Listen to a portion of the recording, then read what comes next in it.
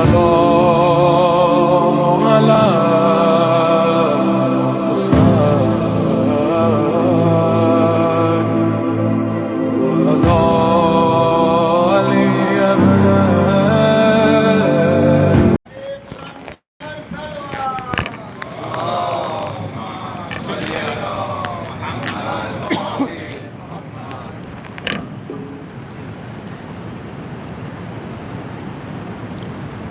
دفعہ مل کے درود پڑھ دیجیے محمد آل محمد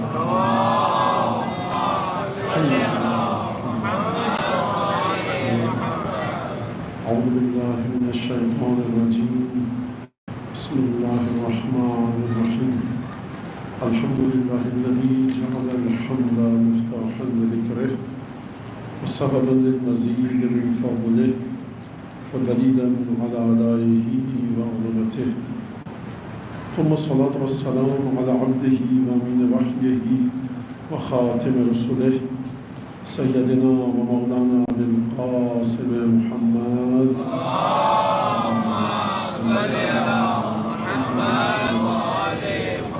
وعلى أهل بيته الطيبين الطاهرين الذين أذهب الله عنهم الرجس وطهرهم تطهيرا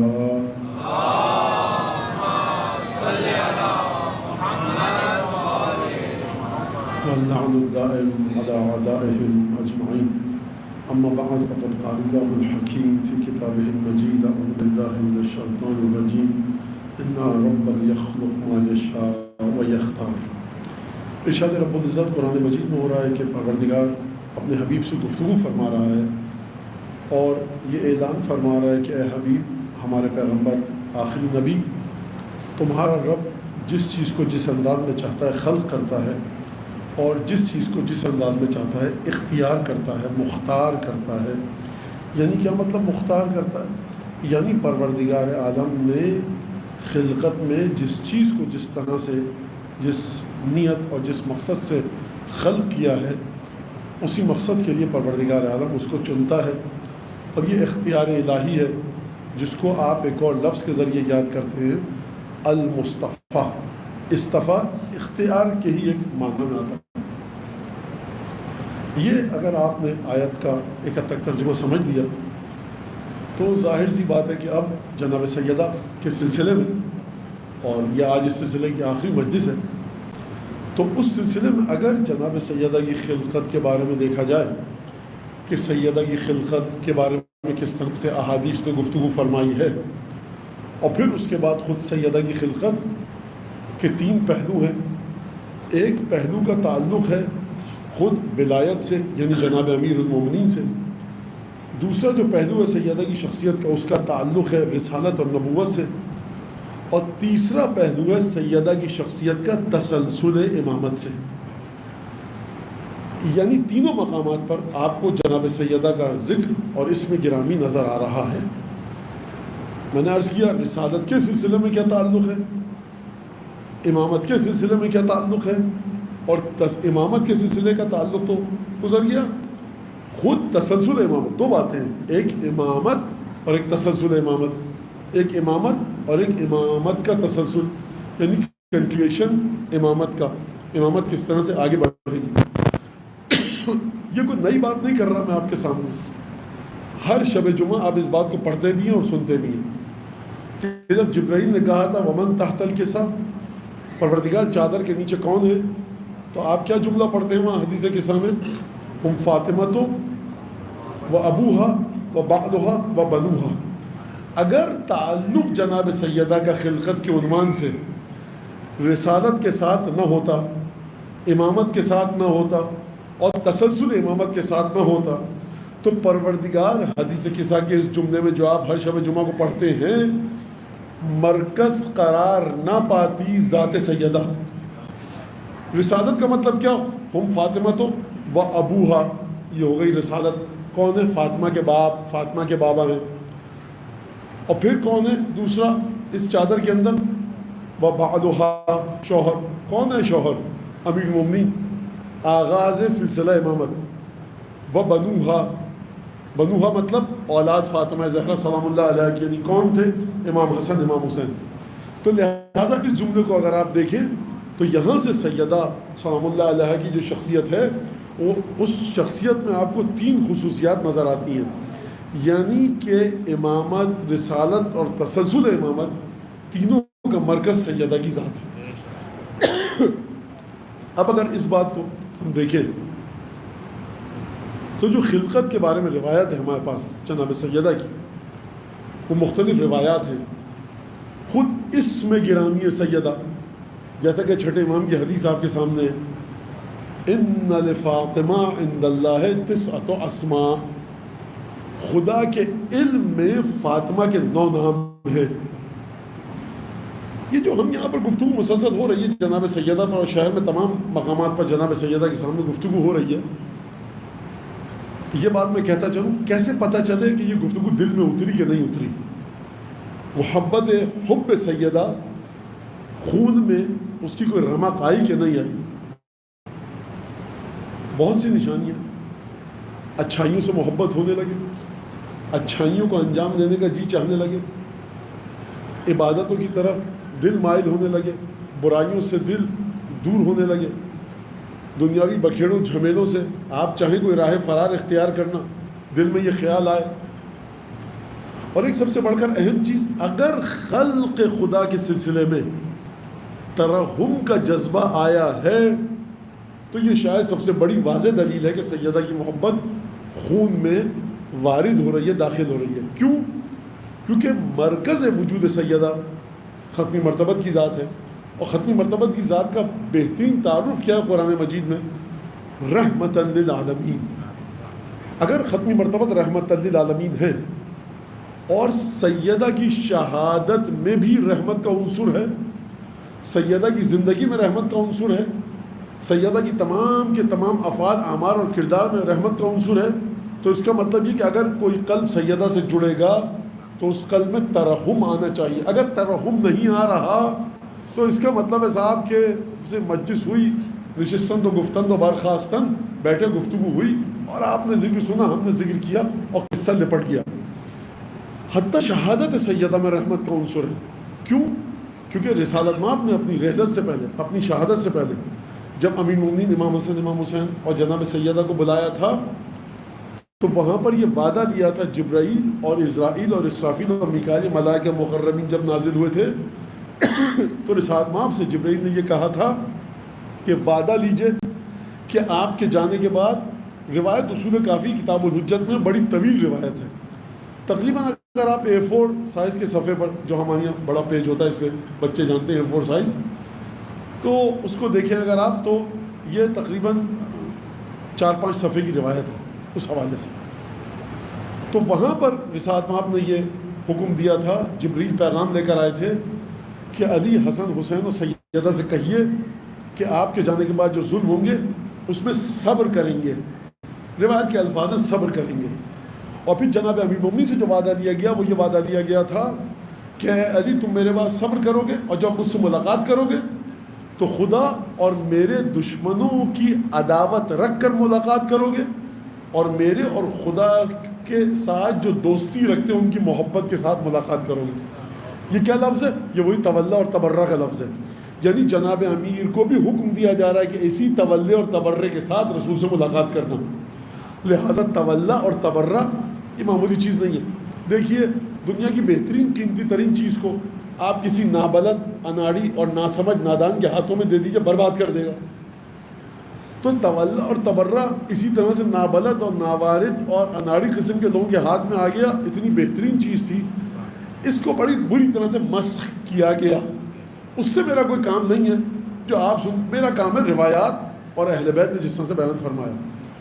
تو وہاں پر سیدہ نے، جب سیدہ سے کہا گیا کہ آپ صبر کریں گی، تو سیدہ نے وعدہ دیا۔ اور یہ نظر کہاں پر آتا ہے؟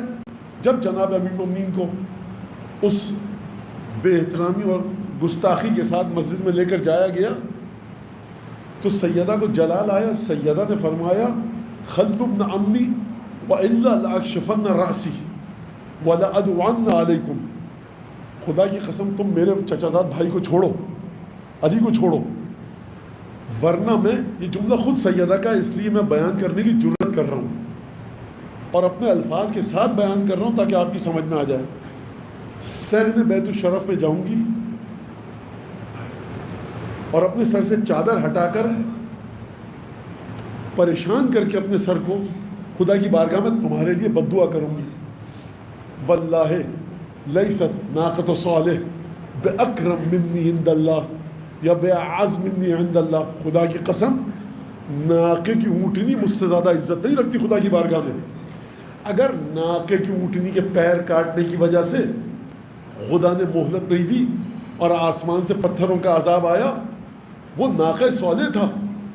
صالح کا خون ناقہ صالح کی رگوں میں نہیں تھا. ناقہ صالح کے ساتھ صالح کا رشتہ یہ نہیں تھا کہ بضعۃ منی. سیدہ کا تعلق رسول خدا کے ساتھ ہے, بضعۃ منی کا. سیدہ کے وجود مبارک میں رسول خدا کا لہو رواں دواں ہے. سیدہ صاحب شفاعت کبریٰ ہیں. اگر ناقہ صالح کو اذیت دینے کے بعد یہ عذاب آ سکتا ہے تو سیدہ ارادہ کریں تیوریوں پہ بنائیں, دنیا برباد ہو جائے گی. یہ وہ مقام ہے کہ جہاں پر جناب امیر نے یاد دلایا سیدہ آپ رحمت للعالمین کی بیٹی ہیں. جیسا یہ کہا سیدہ کے ہاتھ نیچے آئے, دوبارہ مدینہ کا ماحول پرسکون ہو گیا.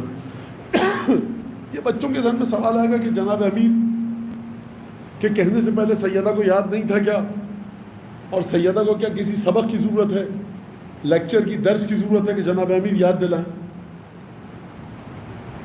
یہ بڑا اہم سوال ہے. اس کو سمجھانے کے لیے آپ کو چلنا پڑے گا 61 ہجری 11 محرم کی ظہر کے وقت, صبح کے وقت, معذرت 11 محرم کی صبح کے وقت, کہ جب یہ قافلہ چلا. میں جلدی جلدی بتاؤں گا. اب دیکھیے مسئلہ ہے کہ اہل بیت کے بارے میں کوئی ایسا عقیدہ اگر آپ کے ذہنوں میں آ جائے کہ جو نامناسب اور غلط ہے تو اس کی ساری ذمہ داری ممبر پر بیٹھنے والے کی ہے. لہٰذا میں اس کی تصحیح کرتے ہوئے آگے بڑھوں.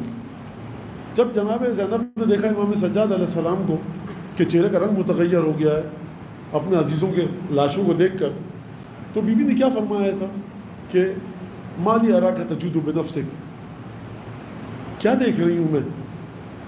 اردو میں ایک لفظ ہے کہ اپنے آپ کو کیوں ہلکان کیے دے رہے ہو, کیوں مرنے کے قریب جا رہے ہو, ہلاک کیے ڈال رہے ہو اپنے آپ کو بیٹا سید سجاد, یہ میں کیا دیکھ رہی ہوں. اور پھر فرمایا یا بقیت جدی و ابی و اخوتی, میرے نانا باپ اور بھائیوں کی یادگار, بھتیجا نہیں کہا.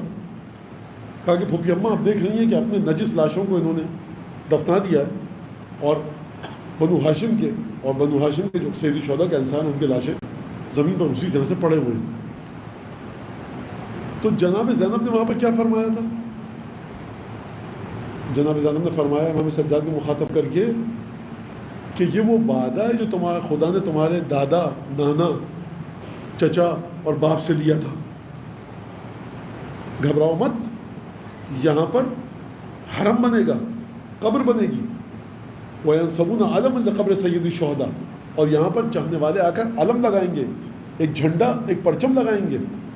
اور جتنا بھی فراعنۃ العصر ظالم بادشاہ خلفاء آ کر چاہیں گے کہ قبر کے نشان کو مٹا دیں, جتنا وہ مٹانا چاہیں گے قبر اتنی ہی زیادہ مشہور و معروف ہو کر ابھرے گی. تو جناب زینب کے اس درس کی ضرورت ہے امام سجاد کو نہیں ہے. پھر دیکھیے جب ایک صاحب ولایت ایک خاص کیفیت سے گزرے تو دوسرے صاحب ولایت کی ذمہ داری ہوتی ہے کہ وہ ایک انداز سے گفتگو کرے تاکہ دل کے لیے تسلی کا سامان ہو سکے. میں ایک اور مثال دوں.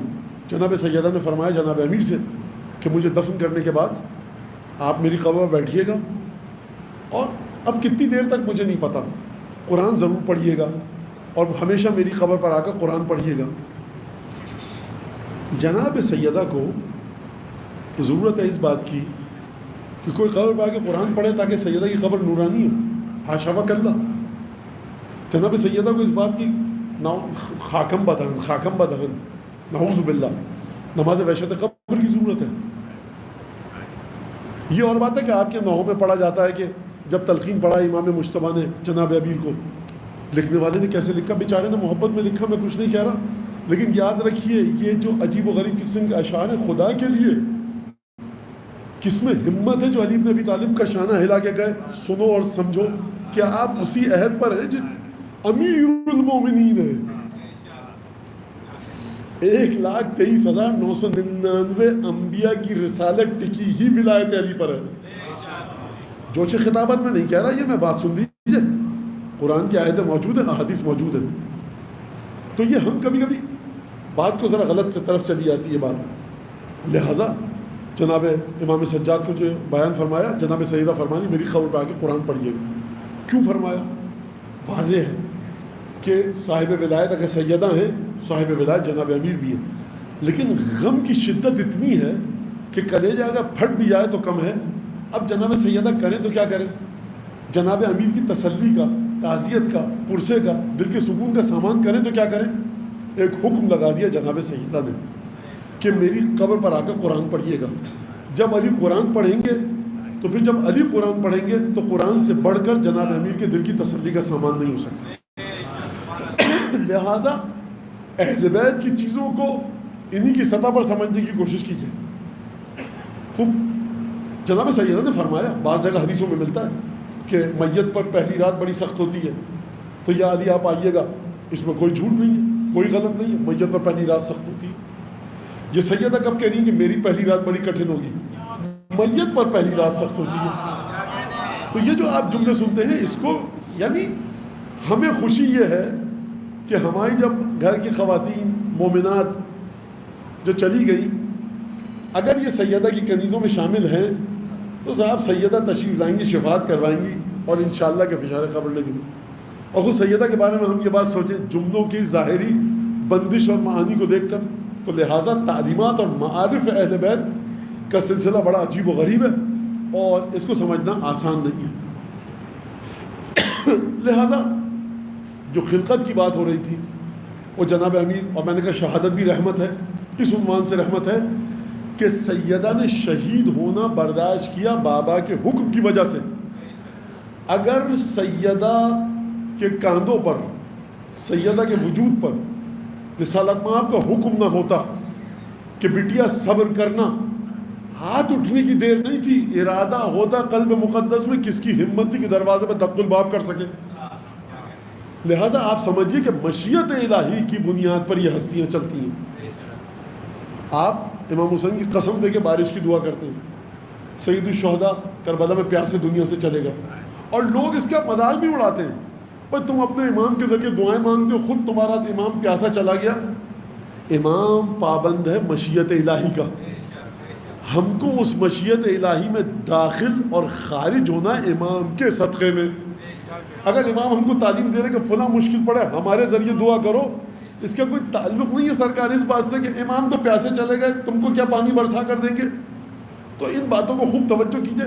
آپ کہتے ہیں کہ نہیں کہتے کہ رسول خدا کے صدقے میں ہمیں دولت ملے، اولاد ملے، تمام چیزیں ملیں؟ صاحب رسول خدا کی ایک لڑکی تھی، تو جس کی خود ایک لڑکی وہ آپ کو کیا لڑکا دے گا؟ اگر یہ منطق جم جائے اپنے مقام پر، صاحب آپ کا رسول کھانے کو نہیں ہوتا تھا تو کیسے آپ کو دے گا وہ دولت اور روپیہ؟ وہ مشیت الہی کے مطابق چلتے تھے، ان کے لیے اپنی ذمہ داریاں تھیں. خداوند تبارک و تعالیٰ نے ان کے لیے ایک الگ مشیت کا نظام مقرر کیا تھا. ان کو دیکھ کر یہ مت سمجھیے گا کہ نعوذ باللہ وہ ہماری مدد نہیں کر سکتے. یہ دو مختلف چیزیں. اچھا، اب یہاں پر اگر بات آئی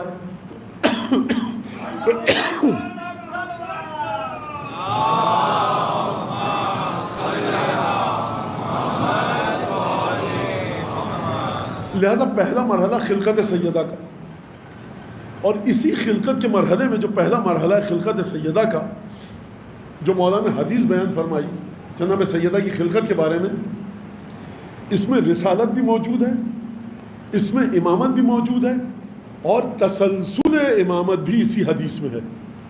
یہ میں باتیں کر کیوں رہا ہوں آپ کے سامنے؟ کس وجہ سے کر رہا ہوں؟ اسی وجہ سے کر رہا ہوں کہ جس وجہ سے مجلس اور مجالس منعقد کی گئی ہیں کہ ہر سال احترام، معرفت اور جو شعور ہے آپ کا سیدہ کی نسبت، اس میں اضافہ ہو. رسول خدا کی بیٹی تھی اور 18 برس کی تھی اور خطبہ پڑھا، فدق کا مسئلہ اور عبادت ایسی ہوتی تھی، نماز، یہ سب بالکل ٹھیک ہے، کوئی شک نہیں ہے، لیکن محبت بڑھتی رہے.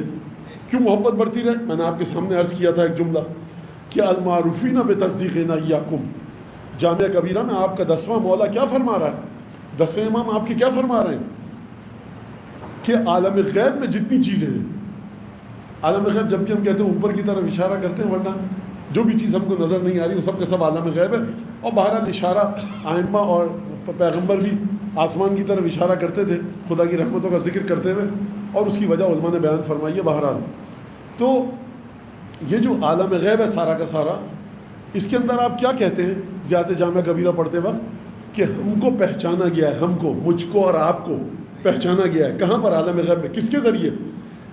جس نے جس انداز سے، جس مقدار میں، جس معرفت کے ساتھ اہل بیت کی تصدیق کی، اسی انداز سے عالم غیب میں پہچانا جاتا ہے. یعنی جبریل مجھے مولانا ابو طالب صاحب امامہ پہنے ہوئے نہیں، آپ فلاں صاحب، آپ فلاں صاحب مینیجر، سپروائزر، آپ ہوائی جہاز اڑاتے ہیں، آپ تانگا چلاتے ہیں، آپ رکشہ چلاتے ہیں، آپ ٹیکسی چلاتے ہیں، آپ کا کروڑوں کا بزنس ہے، آپ کی چھوٹی سی دکان ہے، یہ دنیاوی چیزیں ہیں. الناس فی الدنیا بالاموال، لوگوں کو دنیا میں مال کے ذریعے تولا جاتا ہے. چھوڑیے دنیا کو. جبرائیل، میکائیل، اسرائیل، اسرافیل، امیر المؤمنین، 12 امام، 14 معصومین، خدا، لوح، کرسی، قلم، عرش ہم کو کیسے پہچانتا ہے کہ تم نے تصدیق کس حد تک کی ہے اپنے معصوم کی. لہذا یہ جملہ ہے. یہ تصدیق کہاں پر نظر آتی ہے؟ فرمایا ارشاد آپ نے حدیث کے مطابق اثبتکم علی الصراط یوم القیامہ اشدکم حبا لنا اہل البیت. تم میں سب سے زیادہ جما کر قدم کس کے پڑیں گے پل صراط پر قیامت کے دن؟ خطیب کے، ذاکر کے، امام جمعہ کے، امام مسجد کے، شہنشاہ مصائب، بحر الفضائل، یہ جو سب سلسلے ہیں آپ کی، یہ سب یہی رہ جائے گا، کچھ نہیں ہے. عالم برزخ میں ایک چیز ہے صرف، جس کی حکومت ہے نا، اسی کے نام کا سکہ چلتا ہے. حکومت عالم برزخ میں علی بن ابی طالب کی، لہذا سکہ بھی انہی کے نام کا چلے گا. فرمایا رسالت میں آپ نے تم میں سب سے زیادہ جم کر جس کے قدم پڑیں گے نا پل صراط پر، وہ کون ہوگا؟ اشدکم حبا لنا اہل البیت. تم میں جو شخص شدید جتنی محبت کرے گا ہم اہل بیت سے، قدم اتنے ہی جم کر پڑیں گے. لہذا یہ سمجھ لیا آپ نے. اگر تو اس کا مطلب کیا ہے کہ پل صراط بھی پہچانتا ہے کہ یہ جو مجھ پر قدم رکھ رہا ہے یہ حب اہل بیت میں کس مرحلے پر ہے. اور دیکھیے کل بات ہو چکی حب اہل بیت کی بھی اور شیعہ کی بھی. حب الگ مرحلہ ہے، تشیع الگ مرحلہ ہے. تو جو رسالت میں فرما رہے ہیں اشدکم حبا لنا اہل البیت، شدید ترین محبت کا مطلب کیا ہے کہ شاید رسالت میں فرمانا چاہ رہے ہوں کہ جو مرحلہ تشیع پر پہنچے گا، محبت کے مرحلے پر جو پہنچے گا، اس کو میں نے عرض کیا کل روایت کی روشنی میں کہ مشکلات ہوں گی. بہرحال جب خلقت سیدہ ہوئی، اس کا مطلب یہ ہے کہ معرفت اور سمجھ میں آ گئی. تصدیق المعروفین بتصدیقنا ایاکم، آپ کی سمجھ میں آ گیا. جب خلقت ہوئی جناب سیدہ کی تو ملائکہ کے روبرو کیا گیا اس نور کو، خداوند نے جب خلق کیا. دیکھیے مسئلہ یہ ہے کہ میں ایک جملہ کہہ دوں پہلے یہاں پر ڈسکلیمر. مولانا دیکھیے مسائل کیا ہیں زندگی میں. اب نور کی صورت میں خلق کیا اور سیدہ کو مٹی کے پتلے کی صورت میں خلق کیا. اصل خلق نہ ہوئی ہو آدم سے پہلے. بات ایسی کیجیے جو کوئی عمل ہی ہو، اس قوم کے کام آئے عمل کے لحاظ سے. تو دیکھیے کل عمل کی بات ہوئی، پرسوں بھی عمل کی بات ہوئی. مجھے ایک سوال کا جواب دیں آپ حضرات. میں نہیں کہہ رہا آپ کا یہ عقیدہ ہے، لیکن بہرحال لوگ کہتے ہیں کہ یہ جو حدیثیں مولا نے بتائیں کہ ہم کو اس طرح سے پہچانو، یہ کس کے لیے؟ یہ جبریل کے لیے حدیثیں پڑھی جائیں گی. یہ جو کہا کہ تربت کی فضیلت یہ ہے، 1 گھنٹے تک مولانا صاحب تربت امام حسین پر گفتگو کریں، 1 گھنٹے تک امام حسین السلام کی پیاس پر گفتگو کریں، ابو الفضل عباس کے فضائل پر گفتگو کریں. میں نے بس مان لیا ابو الفضل عباس گریا ہو گیا، ٹھیک ہے، جناب سکینہ، جناب رقیہ.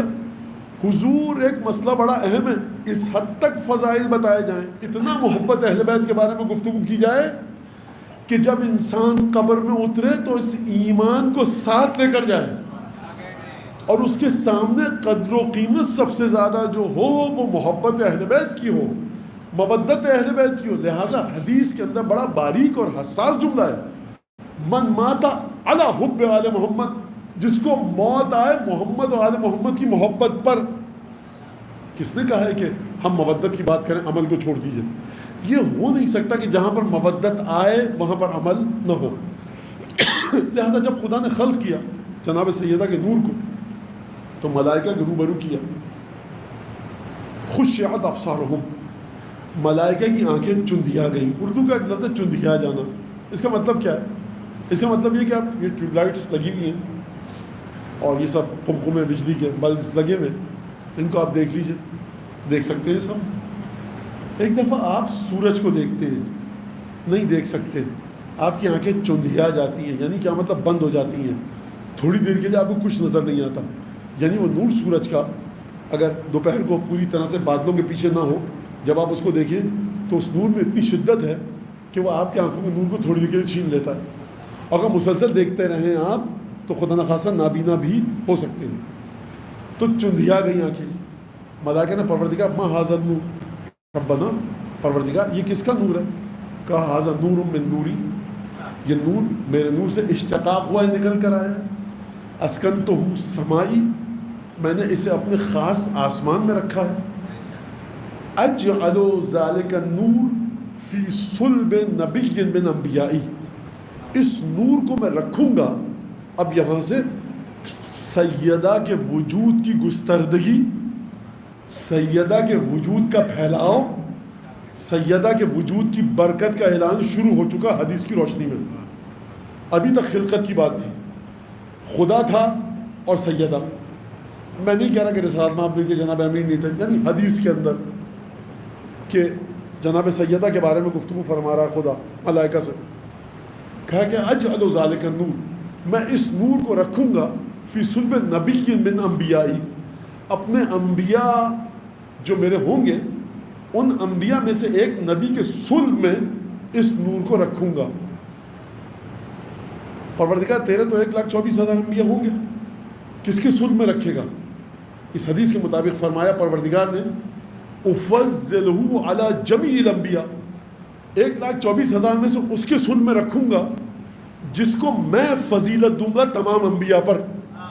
تو سیدہ کے نور کو صلب میں دریافت اور وصول کرنے کے لیے متقی ہونا کافی نہیں ہے، نبی ہونا کافی نہیں ہے، اولو العزم پیغمبر ہونا کافی نہیں ہے.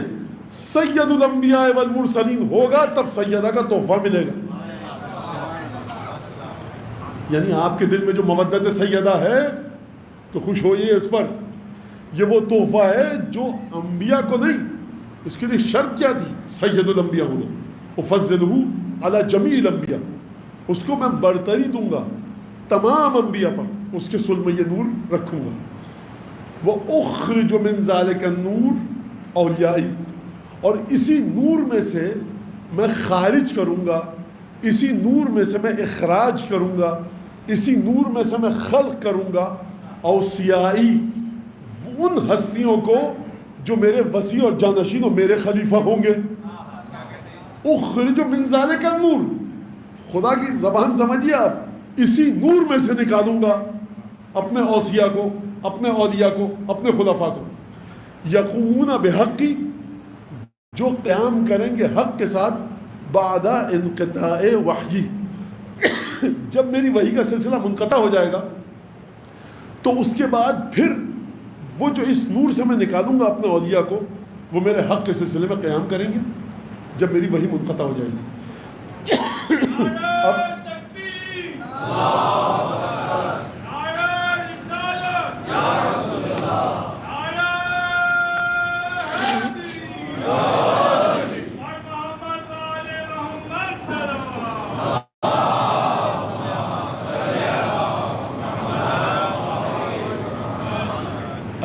کیا فرمایا خدا نے؟ بعد انقطاع وحی، اپنی وحی کو منقطع جب ہو جائے گی میری وحی تو اس کے بعد اسی نور میں سے میں اپنے خلفاء کو نکالوں گا جو دین حق کے سلسلے میں قیام کریں گے.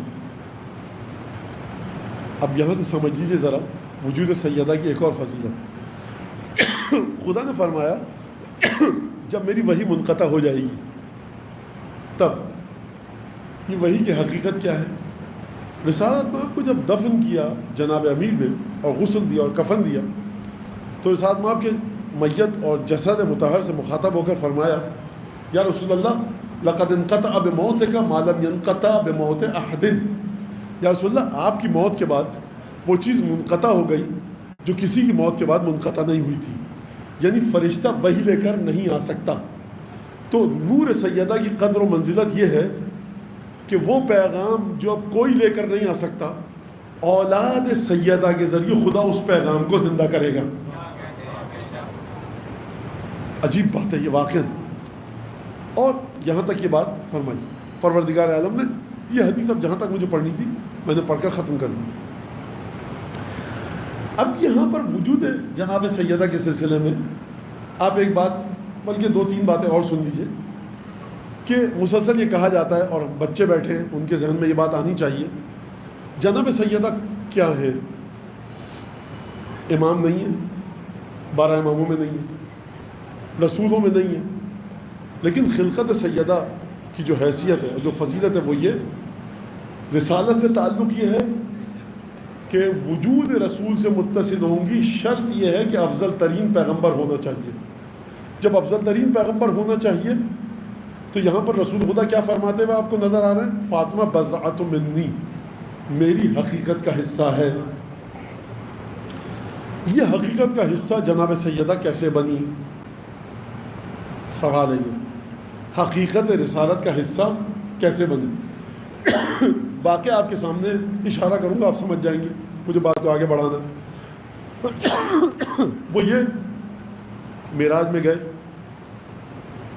ایک میوہ اور پھل دیا گیا۔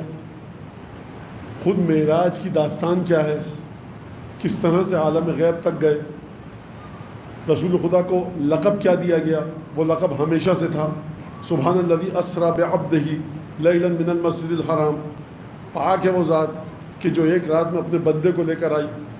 تو عبودیت کی کتنے مراحل طے کیے کہ اب پیغام زمین پر نہیں آئے گا، اب تم کو آسمانوں پر آنا پڑے گا۔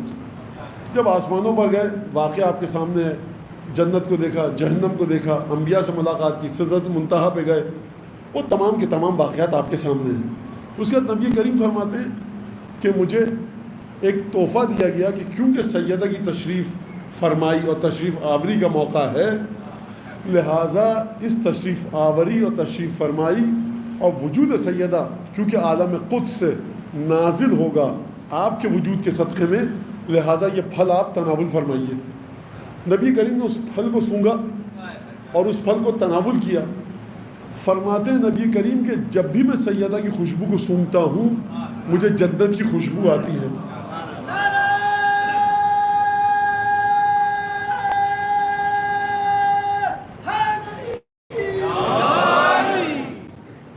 اچھا، میں ایک مثال دے دوں اور اس فضیلت کا اپنی دانش میں کوشش کروں حق ادا ہو جائے۔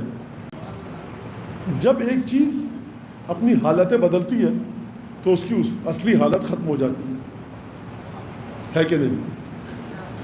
آپ عطر میں پانی ملا دیجئے، اب وہ کیفیت نہیں رہے گی، دودھ میں پانی ملا دیجئے، وہ کیفیت نہیں رہے گی۔ آپ نے ایک پھل ہے آرگینک سیب، کوئی جس پہ کیڑے مار دوائیں نہیں چھڑکی گئی، کوئی کیمیائی کھاد نہیں لگائی گئی، سب گلگت بلتستان کاغان پتہ نہیں کہاں سے لے کر آئے، بڑا بہترین پھل۔ جب وہ کراچی تک آئے گا تو اس کی وہ کیفیت باقی نہیں رہے گی۔ اگر کچھ دنوں تک یہاں پر رکھا رہے، ریفریجریٹر میں رکھیے آپ، وہ کیفیت باقی نہیں رہے گی۔ اسی لیے جو دنیا کے بڑے بڑے شاہان مملکت ہیں ان کے بارے میں کہا جاتا ہے کہ فارم سے آپ کے پیلیس تک 12 گھنٹے میں آیا ہے، 10 گھنٹے میں آیا ہے، ٹیمپریچر کو مینٹین کیا گیا ہے، پریشر نہ جانے کیا کیا صاحب، ہم تو پہنچ بھی نہیں سکتے وہاں تک، ٹھیک ہے۔ تو یہ کہا جاتا ہے چیز کی خاصیت یہ ہے، آپ جس جگہ پر وہ چیز ہوئی ہے وہاں سے ہٹائیے، لائیے، اس کی خاصیت ختم ہو جائے گی۔ سیدہ کی خلقت کی جڑیں ہیں عالم بہشت میں۔ جب دنیا میں یہ وجود آیا بشری صورت میں تو نبی کریم سے اعتراض کرنے والوں نے کہا دیکھیے اب تکلیف تو ہوگی، سیدہ کا لاڈ پیار کرے نبی کریم تو، اب جہاں جہاں جلاپا ہے ہوا کرے، لیکن رسول خدا نہیں رکیں گے، بوسے لے رہے ہیں، چوم رہے ہیں سیدہ کو، اپنی جگہ پہ بٹھا رہے ہیں، ہاتھ چوم رہے ہیں، وہ تمام واقعات جو آپ نے سنے۔ کہ یہ کیا اتنا سیدہ کو بوسے لیتے اتنے کس وجہ سے؟ کہا کہ جب میں گیا تھا نا جنت میں تو خلقت سیدہ کی بنیاد وہ بہشتی پھل ہے. سیدہ بہشت سے آئی ہیں عالم زمین پر، اپنے مصدر اور ماوا سے سفر کر کے دنیا میں آ چکی ہیں، لیکن رسالت مآب کی گواہی ہے کہ جب بھی سیدہ کو سونگتا ہوں وہی بہشت کی خوشبو آتی ہے. تو آپ اس بی بی کی فضیلت کو بیان کس طرح سے کریں گے کہ جو اپنے مصدر اور ماوا اور ملجا اور مرکز سے دور ہو کر اس عالم دنیا میں آئی ہے اور آ چکی ہے، اس کے باوجود کائنات کا آخری رسول پیغمبر خاتم الزمان سید الانبیاء والمرسلین یہ گواہی دے. یہ نہیں فرمایا رسالت مآب نے کہ تقریباً اسی طرح کی خوشبو آتی ہے، فرمایا وہی خوشبو وجود سیدہ میں اب تک ہے. جو وجود ایسا ہو کہ عالم قدس کی طہارت کو عالم دنیا میں آنے کے باوجود برقرار رکھے، تو آپ اس وجود کی طہارت کو سمجھیں گے تو کیسے؟ اگر نہ ہوتا حدیث قصہ کا یہ جملہ ہم فاطمہ تو و ابوہا و بالہا، برائی کو تلاش کیسے کرو گے سیدہ میں؟ سیدہ مرکز ہے اس مقام کا جس دائرے کے ایک طرف رسالت ہے، ایک طرف امامت ہے اور تیسری طرف تسلسل امامت ہے. یعنی اگر آپ دیکھیں حضرت امام مجتبی سید الشہداء امام سجاد، ان تمام ائمہ کی جو فضیلتیں ہیں یہ ہیں کہاں سے؟ کیونکہ نور کی صورت میں ہیں، یہ نور کی صورت میں خلق ہوئے. اس نور، ان 11 انوار کے نور کی حقیقت کو پروردگار عالم نے بچایا کس کے وجود کے ذریعے؟ اگر رسول خدا کی جان کو بچایا گیا احد میں جناب امیر کی ذوالفقار کے ذریعے، تو یہ جو 11 اماموں کی نورانیت ہے یہ کس کی مرہون منت ہے؟ کس کی وجہ سے ہے؟ کس کے صدقے میں ہے؟ خدا نے فرمایا اخرج من ذالک النور، میں اس نور سے نکالوں گا 11 نور. یعنی تمام کے تمام 11 اماموں کے جو نور کی حقیقت ہے اس کی جڑ، اس کا مصدر، مرکز اور ماوا وجود مبارک سیدہ ہے. اس نور میں سے اگر لہٰذا آپ دیکھ رہے ہیں حضرت امام مجتبی کی صفات موجود ہیں، سید الشہداء کی شجاعت آپ کے سامنے ہے، امام سجاد کی دعائیں، عبادتیں آپ کے سید الساجدین، سیدہ کے نور کی ایک جھلک ہے. حضرت امام باقر، امام جعفر صادق علم نبوت کو آشکار کرنے والے، سیدہ کے نور کی ایک جھلک ہے. حضرت امام موسیٰ کاظم باب الحوائج، سیدہ کے نور کی ایک جھلک ہے. جناب امام رضا علیہ السلام سیدہ کے نور کی ایک تجلی ہے.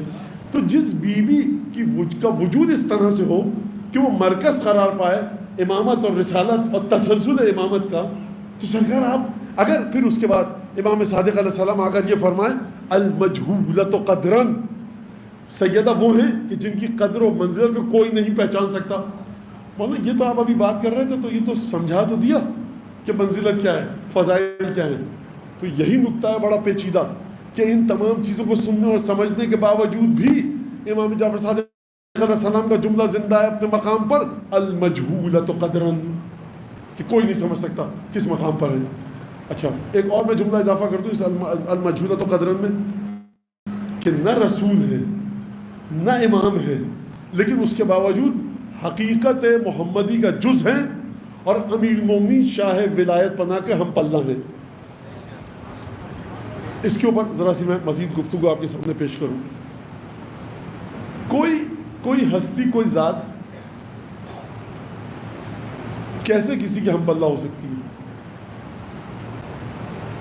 نہیں ہو سکتی، مگر یہ کوئی گواہی ہے، اور خصوصاً اگر وہ ہستی، وہ انسان جس سے مقابلہ کیا جا رہا ہے کہ اس کے ہم پلہ ہیں، علم اور تقوی میں کسی مقام پر ہو، تو پھر کیسے سمجھیں گے آپ کہ یہ اپنا علم رسالت مآب نے دیا اور یہ جو تمام واقعات ہوئے امتحانوں پر امتحان دیے جناب امیر المومنین نے.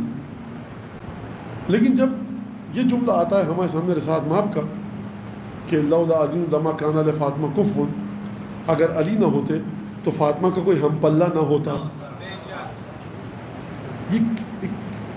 علی ابن ابی طالب نے میدان جنگ سے لے کر محراب عبادت میں امتحانات دیے ہیں، آیات نازل ہوئی ہیں. اس بی بی کی روح کس مقام پر ہے کہ ان امتحانات سے مبرہ ہیں کہ جو امتحان کسی مرد کو دینے پڑتے ہیں ایک مقام تک پہنچنے کے لیے، لیکن شخصیت کا گوہر اور جوہر یہ ہے کہ لولا علی لما کان لفاطمہ کفو. اور اس کے بعد دیکھیے توحید کے ساتھ کیا تعلق ہے. ایک جملے میں سن لیجیے, میں بات کو پھر آگے بڑھاؤں. کہ یا رسول اللہ کیوں آئے ہیں آپ؟ کچھ لوگ آئے, واقعہ آپ کے سامنے جلدی جلدی بتاؤں کہ یا علی یا رسول اللہ فاطمہ کا رشتہ مانگنے آئے ہیں. تو بہرحال ظاہر سی بات ہے کہ اب اس کا میں کیا جواب دوں. جب ساتھ میں آپ ایک صاحب نے کہا یا رسول اللہ 100 سرخ اونٹ دوں گا, اتنا سونا دوں گا. اب دو روایتیں, ایک تو ایک رسول خدا نے مٹی اٹھائی اور منہ پر ماری کہ اس جملے سے بہتر تو یہ تھا کہ تمہارے منہ پہ مٹی پھینک دوں میں, منہ میں خاک تمہارے. ایک روایت یہ ہے کہ رسول خدا نے خزانے دکھائے کہ مجھ کو خزانوں سے معروف کرنا چاہتے ہیں. ہوا یہ کہ اور پھر تیسرا جو واقعہ وہ یہ کہ کہا کہ فاطمہ کے نکاح کا اختیار مجھے نہیں ہے. دیکھیے ایک 2-4 رکعت نماز پڑھنے والے باپ کا اختیار ہوتا ہے اپنی بیٹی پر. بیٹی کو بھی اختیار ہے کس کے سلسلے میں ہاں کہے, باپ بھی ہاں کہے, بیٹی بھی ہاں کہے, تو پھر وہ شادی نکاح صحیح ہے. بعض صورتوں میں ہے کہ باپ کی مرضی کی ضرورت نہیں ہے, وہ فقہ کی کتابوں میں موجود ہے. تو جو ایک معمولی سے باپ کو اختیار حاصل ہے, یہ سیدہ کے وجود میں کیا کیفیت ہے کہ خدا فرما رہا ہے تم کو اختیار نہیں ہے, ہم کو اختیار ہے. یہ 2 مقامات پر ہوا ہے. ایک رسول خدا کا جانشین تعین کرنے کے سلسلے میں, دوسرا سیدہ کے عقد کے سلسلے میں. اس میں کون سی بڑی بات ہے؟ سرکاری مسلمان بڑی عجیب قوم ہے. حضرت ابو ایوب انصاری سر آنکھوں پر صحابی رسول ہیں اور امیر المومنین کے بڑے سچے چاہنے والے ہیں. حضرت ابو ایوب انصاری, اگر ترکی میں جا کر انسان کسی کی زیارت کے لیے جائے تو واقعاً یہ قدر و قیمت رکھتی یہ چیز کہ حضرت ابو ایوب انصاری کی قبر کی زیارت کے لیے جائے. ترکی میں قبر ہے ان کی, اور کہتے ہیں کہ شاید کسی امام زادی کی بھی قبر ہے, اس کا مجھے علم نہیں ہے, لیکن بہرحال سنا ہے میں نے کسی سے. تو یہ دوسری قبر بھی ہے. تو کیوں تعریف ہوتی ہے ابو ایوب انصاری کی؟ بھائی اونٹنی کو چھوڑ دیا رسالت باب نے, چلتی بھی حکم خدا سے بیٹھی. ابو ایوب انصاری کے گھر تاریخ میں نام ہو گیا. سرکار حکم خدا سے علی جانشین بنے, حکم خدا سے سیدہ کا عقد ہوا, حکم خدا سے دروازہ صحن میں کھلا, حکم خدا سے اپنے کاندھوں پر بچوں کو بٹھایا. سب حکم خدا کی بات کرنی ہے تو پھر حکم خدا کی بات کیجئے. لہذا سیدہ کی منزلت یہ ہے. جبریل آئے, کہا یا رسول اللہ زوج نورا من النور, نور کا نور سے عقد کر دیجئے. کہا کون نور, کس کا کس سے عقد کروں؟ کہا سیدہ کا علی سے. یعنی جبریل نے آ کر سیدہ کو بھی نور کہا, امیر المومنین کو بھی نور کہا. لہذا یہ وہ مرحلہ ہے کہ جہاں پر درود پڑھیں محمد علی.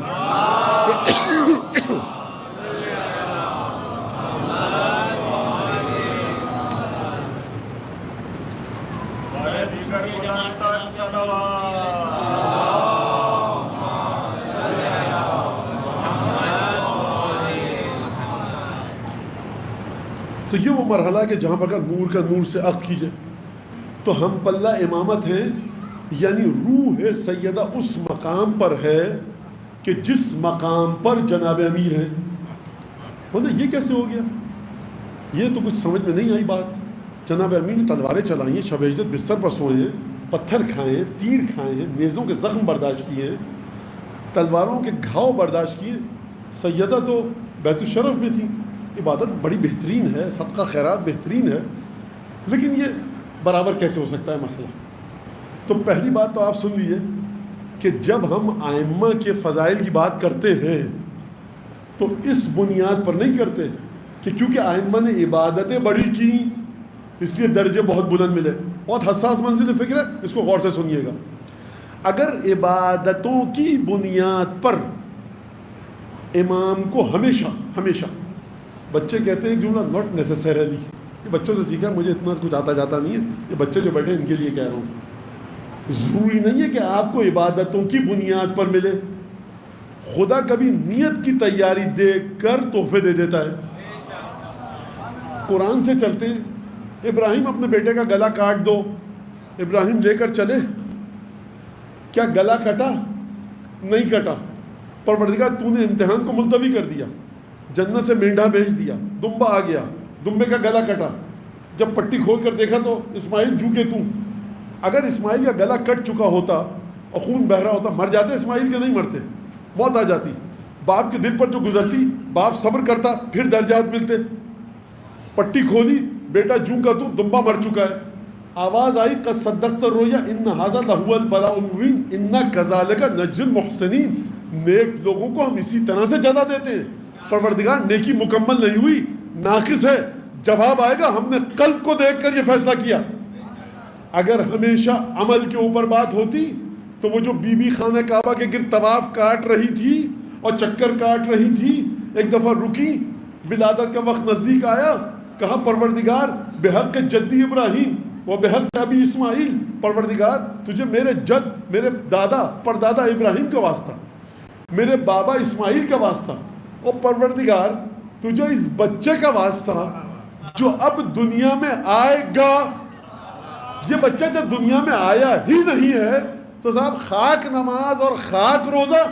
اس کا مطلب یہ ہے کہ اگر کسی انسان کو دنیا میں آنے سے پہلے پتہ چل جائے کہ آنے والا خدا کی بارگاہ میں کیا عزت رکھتا ہے، تو اب اس کو انتظار کی ضرورت نہیں کہ عبادتیں کر کر مقصد کے تک پہنچے گا.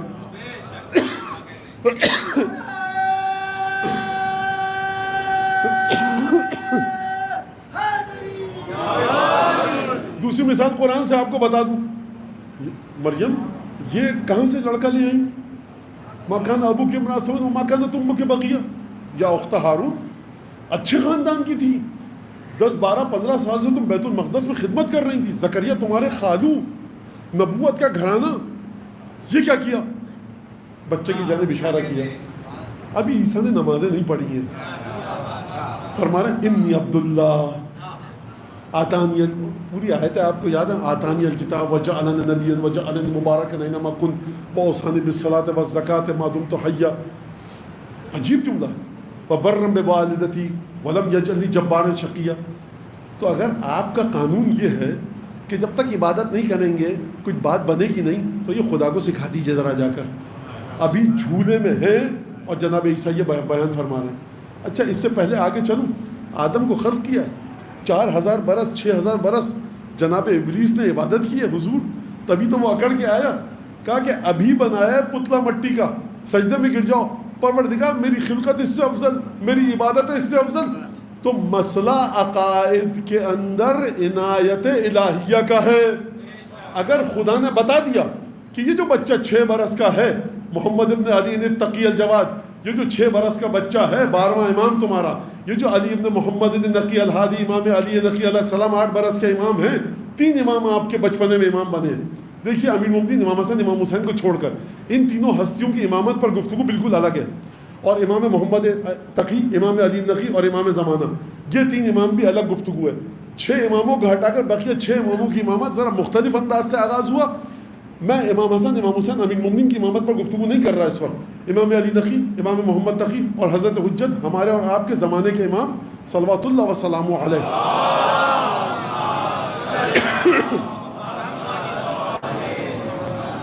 8 برس کا بچہ ہے محمد تقی، باپ 47 برس کی عمر میں دنیا سے گیا، امام بن گئے.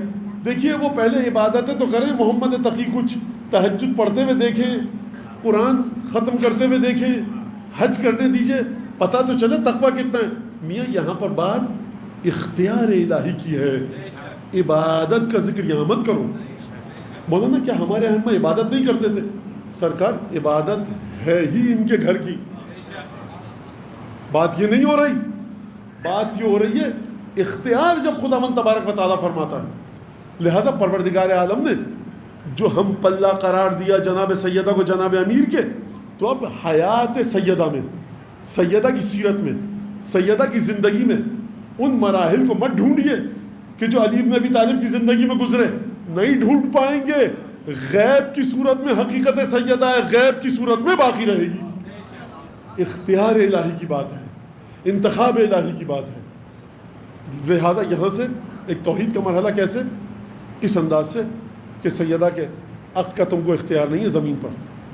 اور اس سے پہلے سیدہ کے سلسلے میں توحید سے تعلق کیا ہے؟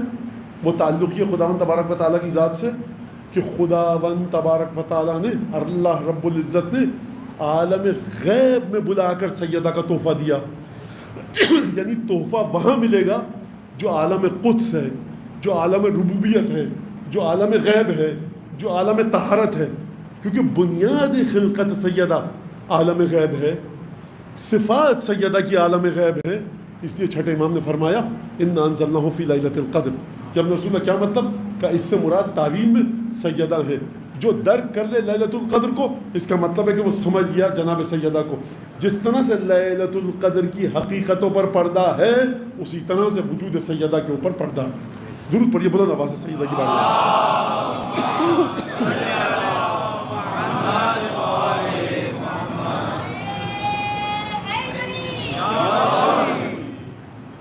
اب مثالیں اس کی عام زندگی میں ہیں کہ جو کس طرح سے سیدہ کے وجود کو سمجھایا جائے، لیکن چونکہ ذکر جناب سیدہ کا ہے اس لیے میں ان مثالوں کو نہیں لانا چاہتا. وہ بالکل مثالیں مناسب نہیں ہیں، اور اگرچہ میں نہیں کہہ رہا کہ کوئی فضول لفظ ہے اس میں یا کوئی بیہودہ گوئی ہے، نہیں، لیکن بہرحال سیدہ کی منزلت سمجھانے کے لیے ہم نوجوان بچوں کے ذہن میں کوئی تصویر کسی قسم کی غلط نہیں ڈالنا چاہتے. ائمہ 11 امام، یہ جو امام بنے ہیں تو آپ اس کی تبیین، تشریح، تفسیر کیسے کرتے ہیں؟ مولانا یہ رسول خدا کے جانشین ہیں. کیا مطلب؟ ان میں نور ولایت بھی ہے اور نور نبوت بھی ہے، کیونکہ جناب امیر کی اولادیں ہیں اور رسالت کے جانشین ہیں. یہ جو رسالت کے جانشین بنے، امیر المومنین کے جانشین بنے، 11 اماموں میں آپ کے حقیقت مصطفوی بھی چھپی ہوئی ہے اور حقیقت علوی اور مرتضوی بھی چھپی ہوئی ہے. یہ جو 2 حقیقتیں آپ کے 11 اماموں میں ہیں، خدا کی گواہی کے مطابق یہ آئیں کیسے؟ اگر نہ ہوتا وسیلہ سیدہ کا، اگر نہ ہوتی ذات سیدہ کی، تو یہ یہاں تک سفر نہیں کر سکتے تھے. جناب سیدہ تشریف لائیں ساتھ میں آپ کی بارگاہ میں، کہا یا ابتا حب لہما شیئا یا ورثہما شیئا، کوئی چیز ان کو تحفے میں دیجیے میرے دونوں بچوں کو. فرمایا حسن کو میں نے اپنی آغائی دی اور سخاوت دی، اور حسین کو میں نے اپنی شجاعت، حسن کو میں نے اپنی آقائی اور ہیبت دی، حسین کو میں نے اپنی بہادری اور سخاوت دی. اس کا مطلب کیا ہے؟ سخاوت دی، بہادری دی. یعنی اب میری جو سخاوت ہے وہ حسین کے ذریعے ظاہر ہوگی، میری جو بہادری ہے وہ حسین کے ذریعے ظاہر ہوگی، میری جو ہیبت اور آقائی ہے، سعودتی و ہیبتی، وہ حسن مجتبیٰ کے ذریعے ظاہر ہوگی. ان دونوں شہزادوں کو دینے کا مطلب کیا تھا؟ یہ دونوں، ان دونوں شہزادوں کی نسل کہاں پر آ کر دوبارہ ملی؟ امام سجاد کی صورت میں، کہ امام سجاد کی جو زوجہ ہیں وہ جناب فاطمہ بنت الحسن، امام حسن کی دختر گرامی، وہ جو دوبارہ رسول خدا کی وراثت تھی وہ آ کر دوبارہ متحد ہوئی ہے. کہاں پر؟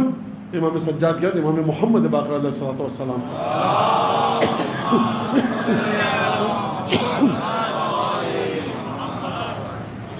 یہ لہذا بہرحال ہم یہ باتیں کر رہے ہیں اور انشاءاللہ کہ یہ مفید ثابت ہوں. لیکن یہاں پر میں ایک بات اور کہہ دوں، یہ ظاہر سی بات ہے کہ ہم اپنے احادیث کے مطابق کر رہے ہیں کہ جو مقام سیدہ جس طرح سے ہم کو سمجھنا ہے، اور پھر اس کے بعد جو قیامت میں سیدہ کی تشریف آوری ہوگی، کس طرح سیدہ قبر سے اٹھیں گی، کس طرح سیدہ قبر سے اٹھنے کے بعد عالم قیامت میں داخل ہوں گی، اور وہ تمام واقعات. تو یہاں پر ایک عجیب غلغلہ مچا ہوا ہے سرکار کہ سیدہ کو قبر سے کون اٹھانے آئے گا؟ جبرائیل، میکائیل، عزرائیل، اسرافیل اٹھانے آئیں گے. ہر فرشتہ 1,00,000 فرشتوں کے ساتھ آئے گا. 70,000 حوریں آئیں گی. کس ناقے پر بٹھایا جائے گا؟ کس طرح سے سیدہ میدان قیامت میں داخل ہوں گی؟ اور وہ معروف جملہ کہ خداوند تبارک و تعالیٰ اہل محشر سے کہے گا، اہل قیامت سے، نکسوا رؤوسکم وغضوا ابصارکم، سروں کو جھکاؤ، آنکھوں کو بند کر لو، کیونکہ محمد کی بیٹی جنت کی طرف جا رہی ہے. روایت کے اندر یہ جملہ بھی ہے کہ 1,000 نور کے برقے جناب سیدہ کو عطا ہوں گے کہ سیدہ اپنے وجود مبارک پر ڈالیں. تو کوئی دیکھ نہیں سکے گا، نہیں دیکھ پائے گا. جب نور کے برقے ہیں تو کوئی نہیں دیکھ سکے گا. جب نہیں دیکھ سکے گا تو خدا یہ کیوں فرما رہا ہے کہ سر جھکا لو؟ ادب ہے. اچھا جب سر جھکا لیا تو آنکھیں یا بند ہو یا کھلی، دیکھ تو تب بھی نہیں سکیں گے. غور فرما رہے ہیں آپ؟ تو یہ شدت احترام سیدہ خدا کی نظر میں ہے کہ سر جھکا لو، گردنیں جھک جائیں، آنکھیں بند کر لو. یہ شدت احترام ہے کہ اب سیدہ گزرنے والی ہے. اور پھر اس کے بعد جب سیدہ دروازے جنت پہ پہنچیں گی تو تلتفت، دائیں بائیں دیکھیں گی، آواز آئے گی پروردگار کی، یا بنت حبیبی، اے میرے محبوب پیغمبر کی بیٹی، تمہیں جنت تک تو پہنچا دیا، تمہارے دائیں بائیں دیکھنے کا سبب کیا ہے؟ جناب سیدہ جواب دیں گی کہ احب ان یعرف قدری، پروردگار میرا جی یہ چاہتا ہے کہ میری قدر و منزلت و فضیلت کو قیامت والے پہچانیں. خوب توجہ کیجیے گا. ایک طبقہ وہ ہے جو اس مخمصے میں گرفتار ہے کہ کسی طرح جہنم سے نجات مل جائے، جنت تک پہنچ جائیں، اور ایک مرتبہ سیدہ کا ہے کہ میں چاہتی ہوں کہ میری منزلت بتائی جائے. خوب توجہ کیجیے. 3 لاکھ فرشتے 70,000 حوروں کے ساتھ سیدہ دروازہ بہشت پر کھڑی ہیں. اس کے باوجود یہ فرما رہی ہے پروردگار میں یہ چاہتی ہوں کہ میری قدر اور منزلت اہل محشر کو پتہ لگے. تو خدا اس کے جواب میں یہ جملہ ارشاد فرمائے گا، ارجعی وانظری، سیدہ دوبارہ جاؤ میدان قیامت میں اور سب کے دلوں کی طرف دیکھو، جس کے دل میں تمہاری محبت ذرہ برابر ہے اس کو اپنے ساتھ جنت میں لے جاؤ. یعنی سیدہ اس بات پر راضی نہیں ہے کہ بہترین فرشتوں کے ساتھ، حوروں کے ساتھ میں جنت تک گئی، بلکہ یہ ہے رحمت للعالمین کی بیٹی کی تجلی کہ جس کے دل میں تمہاری محبت ہوگی اسے لے جاؤ. سیدہ 5ویں امام فرماتے ہیں تلتقط، اس طرح سے اپنے چاہنے والوں کو میدان محشر سے اٹھائیں گی کہ جس طرح سے پرندہ اپنی غذا کے دانوں کو زمین سے اٹھاتا ہے، لے کر جائیں گی. جب اپنے چاہنے والوں کو لے کر جائیں گی تو سیدہ کے جو شیعہ ہیں وہ دائیں بائیں دیکھیں گے. پروردگار کہے گا اے سیدہ کے شیعوں، تم کو جنت کے دروازے تک پہنچا دیا، داخل ہو جاؤ جنت میں. تو یہ سیدہ کے شیعہ کہیں گے پروردگار ہمارا جی چاہتا ہے کہ آج ہماری بھی قدر و منزلت پتہ لگے سب کو. 5ویں امام تفسیر فرات ابن ابراہیم کوفی روایت نقل، کہا کہ اچھا جاؤ اب کیا دیکھو. خوب توجہ کیجیے، غور فرمائیے گا. جن کے دل میں سیدہ کی محبت تھی وہ تو پہنچ گئے، اب کون بچا؟ اب کون بچا؟ اس کا جواب سنیے اب روایت کی روشنی میں. شیعہ کہیں گے جناب سیدہ کے کہ پروردگار احببنا ان یعرف قدرنا، ہم یہ چاہتے ہیں کہ ہماری قدر بھی سب کو پتہ چلے. خدا کہے گا ارجعوا وانظروا، دوبارہ جاؤ قیامت کے میدان میں اور دیکھو. اب کیا دیکھو؟ توجہ فرمائی. محبین اور شیعہ تو چلے گئے، اب کیا دیکھو؟ اب دیکھو من کساکم بحب فاطمہ، من سقاکم شربتن فی حب فاطمہ، من اشبعکم فی حب فاطمہ. یعنی بخدا اگر دنیا میں پنجتن کا وجود نہ ہو تو یہ دنیا پتہ نہیں کیوں بنائی گئی. اگر 12 اماموں کی نورانیت نہ ہو تو یہ ہے کیا؟ کچھ نہیں ہے. یعنی اس کو ہمارے نوجوان بچے اپنے دلوں میں اتاریں، خون میں اتارو. قبر میں جب اترو دیکھیے فارمیلٹی نہیں ہے، فارم میں خانہ خالی تر لکھ دیا، کس سے ولایت علی بن ابی طالب لکھ دو، چلو اچھی بات ہے. نہیں، یہ آپ کے وجود کا ملکہ ہو. کیا مطلب ملکہ ہو؟ بچہ ہوتا ہے نا 5-6-4 سال کا، ماں گئی ہوئی ہے باہر نہیں آئی، اس کو تھپک کے سلا دیا گیا، 2-3-4 گھنٹے بعد اٹھتا ہے، کہتا ہے اماں ابھی تک نہیں آئی. یہ ہے ملکہ. ایک اور میں ملکہ بتاؤں آپ کو، آپ کی مادری زبان ملکے کے طور پہ آپ کے وجود میں ہے.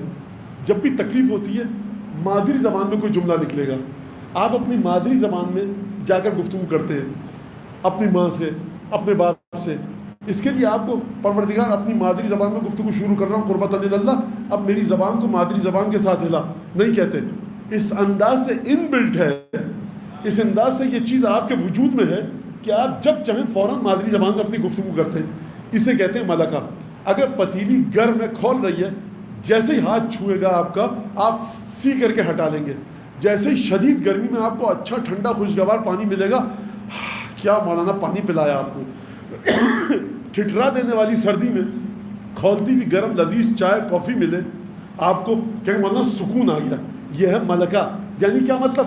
چھڑائے آپ کے وجود سے نہ چھوٹے. یعنی ولایت کو ان مجالس کا مقصد یہ کہ چھڑائے آپ کے وجود سے نہ چھوٹے، جب آپ قبر میں جائیں تو آپ کی روح کا حصہ ہو، اور یہ اسی دنیا تک ہو سکتا ہے، ایک دفعہ موت آ گئی سلسلہ منقطع۔ لہٰذا خدا کہے گا اے فاطمہ کے شیعوں جاؤ، ارجعوا وانظروا، جا کر میدان قیامت میں دیکھو جس نے تم کو لباس اس لیے دیا تھا کہ تم فاطمہ سے محبت کرتے ہو، اس کو جنت میں لے جاؤ۔ جس نے تم کو کھانا اس وجہ سے دیا تھا کہ تم فاطمہ سے محبت کرتے ہو، اس کو جنت میں لے جاؤ۔ جس نے تم کو پانی کا ایک گھوٹ اس وجہ سے دیا کہ تم فاطمہ سے محبت کرتے ہو، اس کو اپنے ساتھ جنت میں لے جاؤ۔ یہ دیکھیں گے اب سمجھ میں آیا آپ کے کہ محبت امام میں کھلانا پلانا،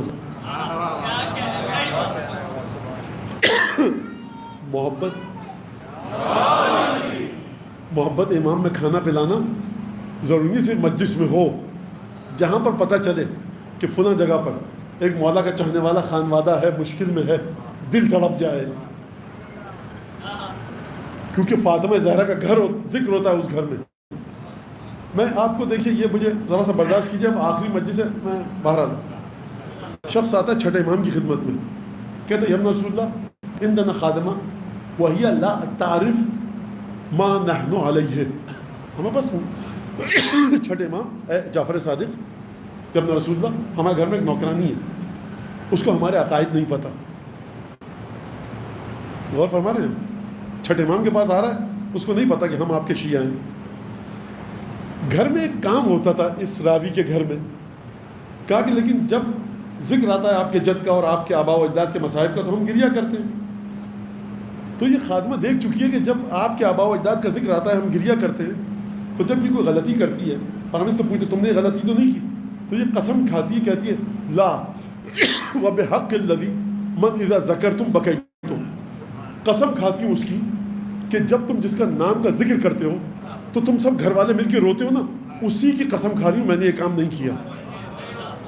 کیا گھر والے ہیں صاحب، بنو امیہ بنو عباس کے دور میں گھر میں سلام ہے، راوی کا نام نہیں پتا مجھے، کہاں کا تھا نہیں پتا، لیکن کیا کہنے سرکار، امام صادق نے دیکھا ایک دفعہ کیفیت متغیر ہوئی، کہا جزائے خیر دے خدا تم کو ہم اہل بیت سے۔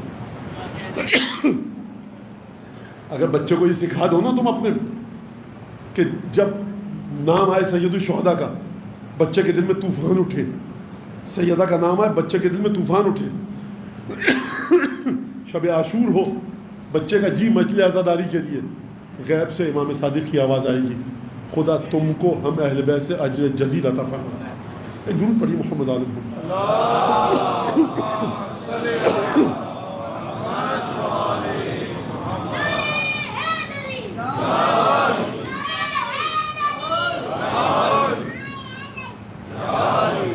لہٰذا جب تم کو جس نے پانی پلایا ایک گھونٹ پانی کا فاطمہ کی محبت کی خاطر، اس کو لے جاؤ جنت میں۔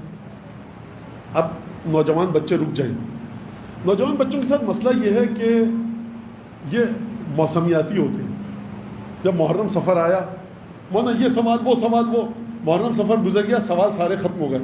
چندہ میرا بچہ بیٹا ایسے نہیں ہو سکتا، جس دین کے لیے جناب زینب نے یہ سب کام کیا اس کو آپ بیٹھے بیٹھے اتنے کمفرٹ زون میں رہتے ہوئے نہیں سیکھ سکتے، ریئلائز کیجئے باتوں کو۔ بہرحال اب کون رہ جائے گا؟ پانچویں امام فرماتے ہیں واللہ لا یبقى الا کافر او منافق او شاک۔ اب جو بچے گا نا قیامت میں، یا شکی ہوگا ہم اہل بیت کے سلسلے میں، یا منافق ہوگا یا کافر ہوگا۔ اور اس کے بعد پانچویں امام نے آیت پڑھی، اس کے بعد یہ ونادو، یہ پکار کر خدا سے کہیں گے۔ قرآن میں خدا نے کہا کہ قیامت میں منافقین ایک جملہ کہیں گے، کیا کہیں گے؟ لو ان لنا کرتن، اگر کاش ہم پلٹ جاتے دنیا میں پروردگار تو ہم بھی مومن ہو کر آتے فاطمہ زہرا پر، جس کے بعد ہماری بھی شفاعت ہوتی۔ پھر امام نے فرمایا لیس لنا من شافعین، پروردگار ہماری کوئی شفاعت کرنے والا نہیں ہے، ولا من صدیق حمیم، فما لنا من شافعین، تصحیح کر لیجئے، فما لنا من شافعین ولا من صدیق حمیم، نہ ہمارا کوئی گرم دوست ہے بڑا گہرا، نہ کوئی شفاعت کرنے والے۔ شفاعت کر، یہاں تو شفاعت ایک کی ہوئی ہے نا، ایک کے ذریعے ہوئی ہے، سیدہ نے شفاعت کی، پھر سیدہ کی شفاعت منتقل ہوئی مومنین تک، 10,000 20,000 1,00,000 10 کروڑ کتنے تھے مجھے نہیں پتا. تو یہ لوگ کہیں گے شکی کافر اور منافق کہ اتنے ڈھیروں لوگ تھے جو شفاعت کروا کر لے گئے، تم نے پانی پلایا، تم نے کھانا کھلایا، تم نے لباس دیا، ہماری شفاعت کرنے والا اتنے ڈھیروں شافعین میں سے کوئی بھی نہیں ہے.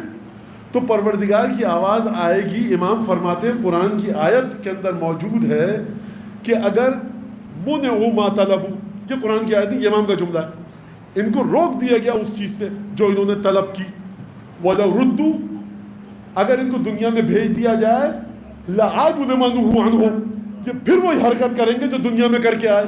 دنیا میں جب تک زندہ تھے بغض رکھا ہے اہل بیت کے ساتھ، یہ جائیں گے دوبارہ مزید بغض لے کر آئیں گے. یہ اس وقت میدان قیامت میں عین نجس صورت میں مرغی، بکری، بکرا، دمبا صحیح طریقے سے ذبح کیجئے، بیل، گائے، گوشت کھائیے، پاک ہے. حرام طریقے سے ذبح کیا حرام ہو جائے گا. ٹھیک ہے، بعض جانور ہیں خرگوش، شرعی طریقے سے اگر آپ نے ذبح کر دیا، کھا تب بھی نہیں سکتے، لیکن اس کے کھال اور چمڑے کے احکامات مختلف ہو جاتے ہیں. غور فرما رہے ہیں؟ پاک جانور ہے، صحیح سے ذبح کیا تو یہ ہوگا، غلط ذبح کیا تو یہ ہوگا. حرام گوشت جانور ہے، اگر خرگوش کی مثال دے رہا ہوں، مثلا صحیح سے ذبح کیا تو کھال استعمال کر سکتے ہو پاک کرنے کے بعد، لیکن کھا تب بھی نہیں سکتے. تو کچھ پابندیاں اٹھ جاتی ہیں، کچھ پابندیاں رہتی ہیں. 11 نجاستوں میں 2 جانور ایسے ہیں کہ جن کو آپ آب زمزم سے دھوتے رہیے قیامت تک. یہ دونوں جانور کبھی پاک نہیں ہو سکتے.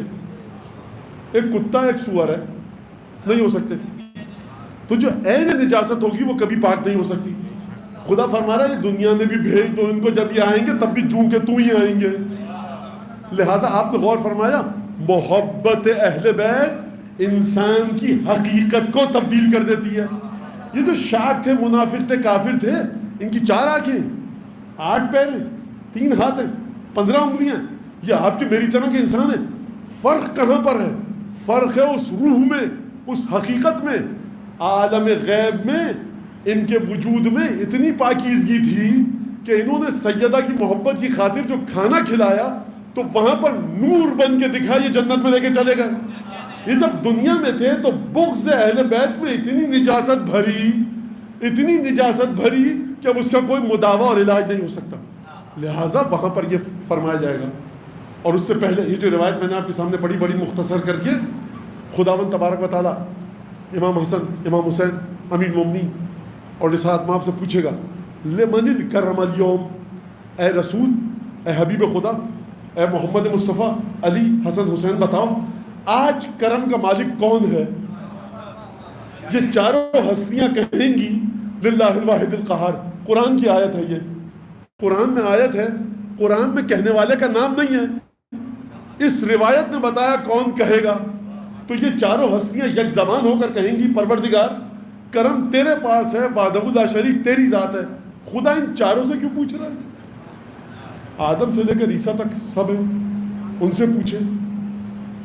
قیامت کا منظر ایسا ہوگا کہ سوائے ان چاروں پنجتن کے، ان 5 پنجتن کے، کسی اور کے وجود میں اتنی طاقت نہیں ہوگی کہ خدا کی گفتگو کا سوال کا جواب دے سکے. اب یہ بخاری میں روایت ہے، عجیب ہے، روایت سنتے جائیے.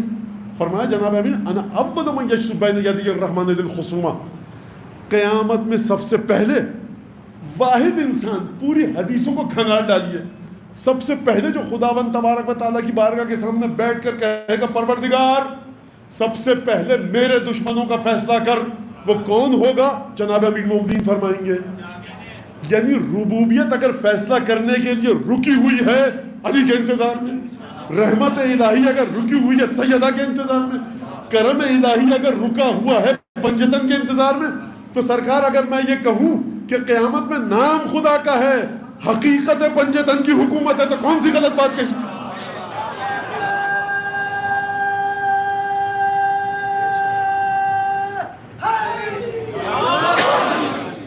لہذا جب کہا جائے لمن الکرم، کرم کس کے پاس ہے؟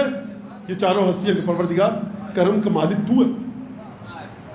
خداوند تبارک و تعالیٰ مخاطب کرے گا قیامت کے میدان میں تمام کے تمام مخلوقات کو، جان لو قد جعلت الکرم، جو آج کرم میرا تھا وہ دے دیا میں نے رسول کو، علی کو، حسن کو، حسین کو، فاطمہ کو. جب دے دیا تو اب تم کرو تو کیا کرو؟ ادخلوا من، لے کے چلے جاؤ جنت میں جس کو تم لے کر جانا چاہتے ہو. تو کرم الہی کی تجلی قیامت میں پنجے تن کی صورت میں ہے. اگر پنجے تن کے ساتھ دوری اختیار کر کے میدان قیامت میں گئے، کرم الہی نصیب میں نہیں آئے گا. لہذا مجلس اس لیے کہ مودت اور محبت مستحکم ہو. بہت وقت لیا آپ کا، اور یہ عجیب ایام ہے خانوادہ نبوت کے، اور ہم اگر یہ گفتگو کریں کہ سیدہ کے سلسلے میں، دیکھیے ہم احراق بیت گھر پر جو مورخین نے لکھا ہے حملہ کیا گیا، جناب امیر کی شان میں جو گستاخی کی گئی، محسن شہید ہوئے، جناب سیدہ کے جسد مطہر کے ساتھ جو گستاخی اور جسارت کی گئی، یہ ایک الگ مرحلہ ہے. لیکن جو شیخ عباس قمی نے ایک عجیب بات لکھی ہے وہ یہ کہ جب رات کی تاریکی چھاتی تھی تو کانت تستوحش فی ظلمت اللیل، سیدہ کی گھبراہٹ بڑھتی تھی. کیوں بڑھتی تھی گھبراہٹ؟ یعنی سیدہ نے 27 صفر تک جو تہجد کی عبادت کی ہے وہ ایک طرف، اور 28 کا دن گزرنے کے بعد جو سیدہ نے تہجد کی عبادت کی ہے وہ ایک طرف. فرق کیا تھا؟ فرق یہ تھا، میں آپ کو بتاؤں، در سیدہ کی عظمت کو سمجھیے. چھٹے امام نے دیکھا ایک شخص کو مسجد نبوی میں نماز پڑھ رہا ہے، نافلہ سنتی نمازیں پڑھ رہا ہے. امام نے کہا کیوں پڑھ رہے ہو نماز؟ کہا کہ ایسا ہی بس جگہ تھی میں مصلی بچھا کے پڑھنے لگا. کہا یہ ہماری دادی کے گھر کا دروازہ ہے، اور تم نے جس جگہ پہ اپنا مصلی بچھایا ہے نا، یہاں پر ہمارے نانا رسول خدا نماز تہجد پڑھتے تھے. در سیدہ کے سامنے رسول خدا نماز تہجد ادا کر رہے ہیں، دروازے سیدہ کے سامنے. لہذا جب مناجات کرتے تھے، تسبیح، تقدیس، تحلیل، دروازے کے اس طرف رسالت ماب، دروازے کو اس طرف سیدہ. تو سیدہ بابا کی آواز سنتی تھی تو بڑا اچھا لگتا تھا، سیدہ کو سکون ملتا. رسالت کی آوازیں ہیں ساتھ. جب 28 صفر کو رسول خدا دنیا سے چلے گئے، اب جو سیدہ نے تیاری شروع کی تہجد کی، تو ایک دفعہ جب مصلی پر آئیں، اب رسول خدا کی آواز نہیں آ رہی. شیخ عباس قمی لکھتے ہیں اتنی شدید کرب کے عالم میں شہزادی آئیں. ایک دفعہ بیٹوں کو مخاطب کر کے کہا این ابوکم الذی، کہاں گئے بچوں تمہارے وہ نانا کہ ما تم کبھی دروازہ کھولتے نہیں تھے، جب بھی تم نے دروازہ کھولا لا یدعکما ان تمشی علی الارض، نانا نے کبھی تم کو زمین پر چلنے نہیں دیا.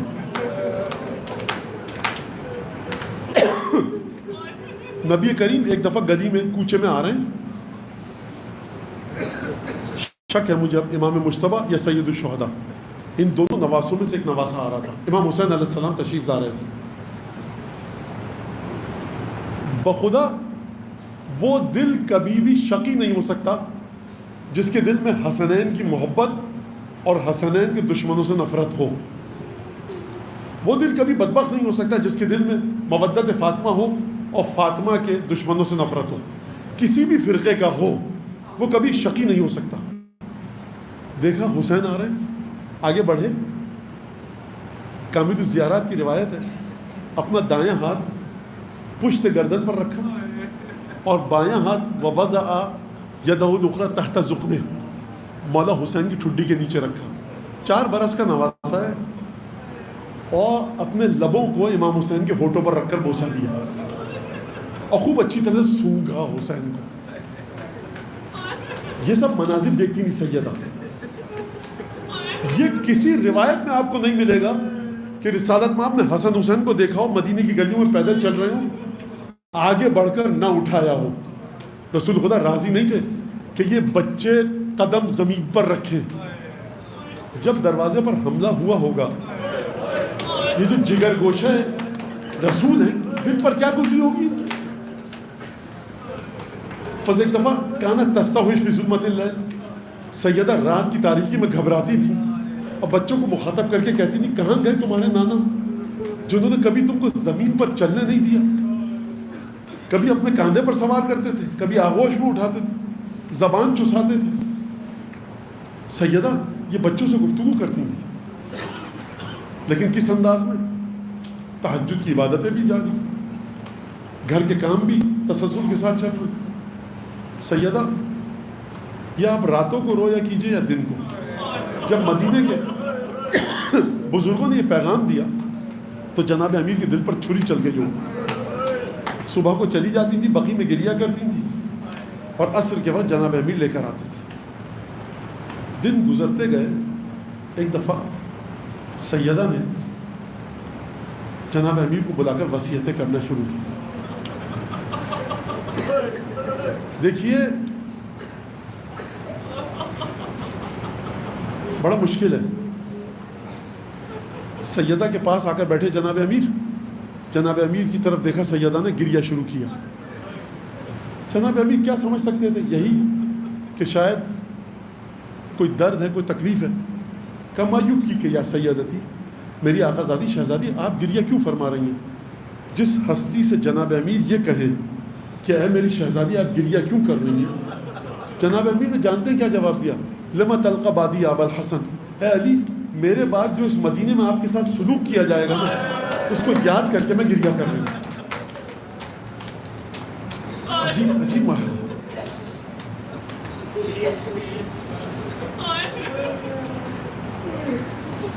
یعنی جناب امیر جو یہ واقعہ سیدہ پورا واقع ہوا ہے، اس میں جناب امیر نے امتحان ایسے دیے ہیں کہ زیارت فرما رہی سب سے زیادہ مظلوم ترین انسان علی بن ابی طالب ہے۔ یعنی میں تفصیل کیسے بتاؤں، نہیں بتائی جا سکتی۔ بہرحال ایک دفعہ وصیتیں کرنی شروع، یا علی دیکھیے انی طاہرۃ مطہرہ، میں پاک و پاکیزہ ہوں، لیکن میرے مرنے کے بعد آپ مجھے غسل دیجیے گا رات کی تاریکی میں، غسلنی فی اللیل وکفنی فی اللیل حنتنی فی اللیل، مجھے اسی کافور سے حنوط کیجیے گا جو جنت سے آیا، ولا تعلم قبری احدا، جنہوں نے مجھے اذیتیں دی ہیں ان کو میری قبر کا نہ بتائیے گا۔ اور ایک جملہ سیدہ نے فرمایا، یا علی قیامت تک کے لیے آنے والی میری اولادوں کو میرا سلام کہیے گا، جنہوں نے مجھے اذیت دی ہے وہ میری نماز میں نہ آئیں، جنہوں نے مجھے اذیت دی ہے وہ میرے جنازے میں شریک نہ ہوں۔ مجھے بتائیے آپ کی حالت غیر ہو گئی ہے گریا کر کر کے، جناب امیر کے دل پر کیا گزری ہوگی۔ ایک دفعہ سیدہ گئیں اور تمام کے تمام مستحبات انجام دیے۔ اسما سے آ کر کہا اسما دیکھو میں حجرے میں جا رہی ہوں، جب تک ذکر کی آواز آتی رہے سمجھ لیں کہ سیدہ زندہ ہے، جب ذکر کی آواز آنا بند ہو جائے سمجھ لینا کہ سیدہ دنیا سے چلی گئی۔ جب اسما نے جملہ سنا ہوگا تو دل کی کیا حالت ہوئی ہوگی۔ اچھا جب یہ واقعہ ہوا نا اسما سے وصیتیں کی تو نہ جناب امیر بیت الشرف میں موجود تھے نہ حسن ہے، کسی وسیلے سے باہر بھجوایا گیا تھا ان بچوں کو۔ سیدہ حجرے میں گئی، اسما کے کان حجرے پر، اچانک ذکر کی تسبیح کی آواز آنا بند ہوئی۔ اسما کے دل میں تلاطم مچ گیا، لیکن حکم تھا شہزادی کا، حجرے میں نہیں گئی۔ بچے آئے، اسما نے کھانا رکھا، بچوں نے کہا اسما یہ کون سا وقت ہے کھانے کا؟ آپ نے کبھی اپنے آپ سے سوال کیا کہ اسما نے کھانا کیوں دیا بچوں کو؟ اس وجہ سے کہ اب جو قیامت ٹوٹنے والی ہے نا، یہ بچے کھانا نہیں کھا پائیں گے۔ کہا کہ بچوں کھانا کھا لیں، کہا کہ مادر گرامی کہاں ہے؟ کہا مادر گرامی آرام کر رہی ہیں، آرام آ گیا ہے۔ اسما نے غلط نہیں کہا تھا، بنت رسول دنیاوی تکلیفوں کو چھوڑ کے سکون سے اپنے بابا کے پاس پہنچ گئی. لیکن بچوں نے جب گفتگو کی نا، اسما کے چہرے کی طرف دیکھا تو بچے سمجھ گئے کہ کیا قیامت ٹوٹ چکی ہے. ایک دفعہ دوڑتے ہوئے گئے، شانہ ہلایا ماں کا، کلمینی یا اماں، کلمینی، اے مادر گرامی ہم سے گفتگو کیجیے. جب کوئی جواب نہ آیا اپنے آپ کو ماں پر گرا دیا. ماں نے تب بھی کوئی جواب نہ دیا. ایک دفعہ دوڑتے ہوئے بیت الشرف سے باہر نکلے، جناب امیر کو دیکھا، فرمایا یا ابتا ان ابنت محمد قد فارقتنا، بابا رسول خدا کی بیٹی ہم کو چھوڑ کر چلی گئی. جیسے ہی جناب امیر نے یہ جملہ سنا تیورا کر زمین پر گر پڑے. مرحب اور عمرو بن عبد کی تلوار کا زخم علی کو نہ گرا پایا، فاطمہ کی موت نے زمین پر گرا دی. پانی کا چھیٹا دے کر، جام آب دے کر علی کو ہوش میں لایا گیا. علی گھر میں آئے، گریے کی آوازیں بلند ہوئی. دوست و دشمن سب دروازے پر آ گئے. کہا جنازہ کب اٹھے گا، غسل کب دیا جائے گا، نماز کب پڑھائی جائے گی، ہم کو بتانا. کہا ابھی دیر ہے، جب تمہیں بتا دے گا، وقت آئے گا تو بتا دیں گے. رات کی تاریکی بڑھی. دیکھیے عصر کے وقت سیدہ دنیا سے تشریف لے گئی. عشاء تک سیدہ کا جنازہ گھر میں موجود تھا. میں جملہ آپ کی خدمت میں کہوں، جب کوئی کمسن بچے ہو نا، ان کی ماں مر جائے تو کیا کہا جاتا ہے؟ یا جنازے کو لے جاؤ یا گھر سے بچوں کو لے جاؤ. بچے برداشت نہیں کر پائیں گے ماں کا جنازہ گھر میں. کئی گھنٹے تک مظلومیت کے ساتھ سیدہ کا جسد مطہر گھر میں رکھا ہوا ہے. مجھے نہیں پتا زینب کو کس نے تسلیاں دی، حسن حسین کو کس نے تسلیاں دی.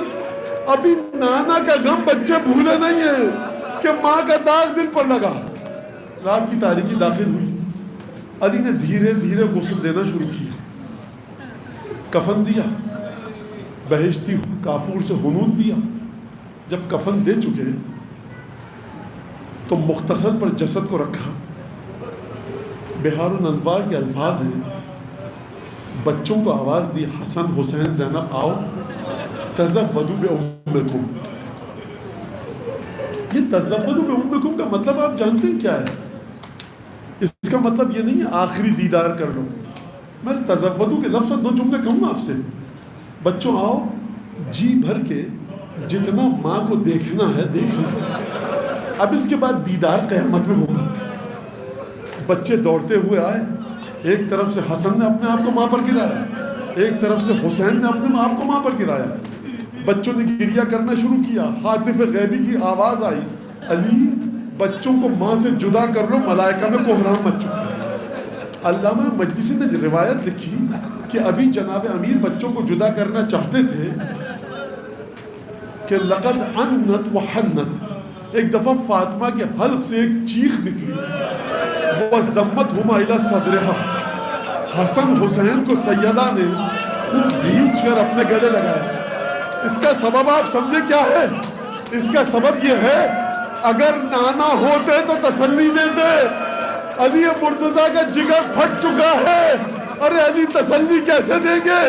سیدہ کی مظلومیت کو سمجھیے، دنیا سے جا چکی ہے، لیکن حسن حسین کو تسلی. بچوں کو جدا کیا کیا؟ مجھے یہ بتائیے کہ جب کسی عزیز کی میت کو کوئی وارث قبر میں رکھتا ہے نا تو رشتہ دار آ کر مدد کرتے ہیں، لیکن یہ جنازہ ہے معصومہ عالم کا. علی کی مظلومیت کو سمجھیے. دو معصوم موجود ہیں جو علی کی مدد کو آ سکتے ہیں، لیکن علی کی ہمت نہیں ہے کہ بچوں سے کہیں علی کی مدد کرو. ارے حسن حسین مدد کیسے؟ ایک دفعہ جناب امیر نے جسد مطہر کو قبر میں رکھا، سنگ قبر رکھا، مٹی ڈالنی شروع کی. مٹی ڈال دی. دیکھیے جب تک سیدہ زندہ تھی علی کھل کے گریہ نہیں کر پائے. کیوں گریہ نہیں کر پائے؟ اس وجہ سے کہ سیدہ کے سامنے گریہ کریں گے سیدہ کو سیدہ کی تکلیفوں کا احساس ہوگا. جب سیدہ کو قبر میں رکھ چکے اب پابندی ہٹ گئی نا. اب علی کو گلے کون لگائے؟ علی کو کلیجے کون لگائے؟ میں آپ کو 61 ہجری میں لے کر چلوں. جب بی بی زینب قید سے چھوٹ کر آئی ہیں نا تو سب سے پہلے جہاں جا کر بیان کیے ہیں رسول خدا کی قبر پر جا کر بیان کیے ہیں یعنی نانا آپ کے علاوہ میرے غم کو کوئی نہیں سمجھ سکتا. اب علی نے فاطمہ کو دفن کر دیا. رسول کے علاوہ فاطمہ کے غم کو کوئی نہیں سمجھ سکتا. ایک دفعہ رسول کی قبر کا رخ کیا, فرمایا یا رسول اللہ صلی اللہ علیہ وعن ابنتک النازلۃ فی جوارک السریعۃ اللحاق بک. یا رسول اللہ علی کا سلام قبول کیجئے, اپنی بیٹی کا سلام قبول کیجئے. کتنی جلدی آپ کی بیٹی آپ کے پاس آ گئی. یا رسول اللہ 18 برس کی عمر بھی کوئی عمر ہوتی ہے.